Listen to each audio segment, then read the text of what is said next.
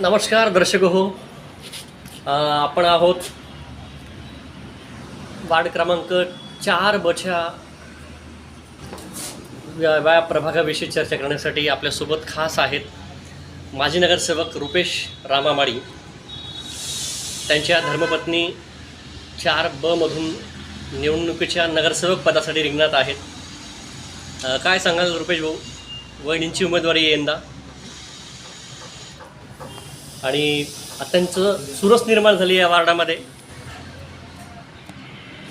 आपला प्रचार कसा सुरू आहे आणि मतदारांचा विश्वास तुम्ही संपादन करताय, काय सांगाल?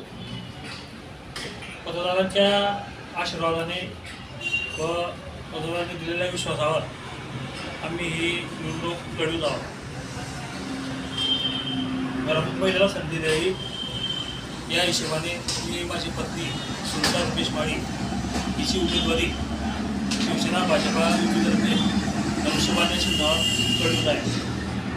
तसेच वार्डाच्या सर्वांगीण विकासासाठी रस्ते असतील, गटारे असतील, पाईपलाईन असतील, विद्युत पुरवठा असेल, लाईट असतील, त्या सगळ्या ज्या बेसिक समस्या आहेत त्या समस्यांच्या योग्य रीतीने व काळजीपूर्वक निराकरण करणं हे आमच्या आद्य कर्तव्य राहील.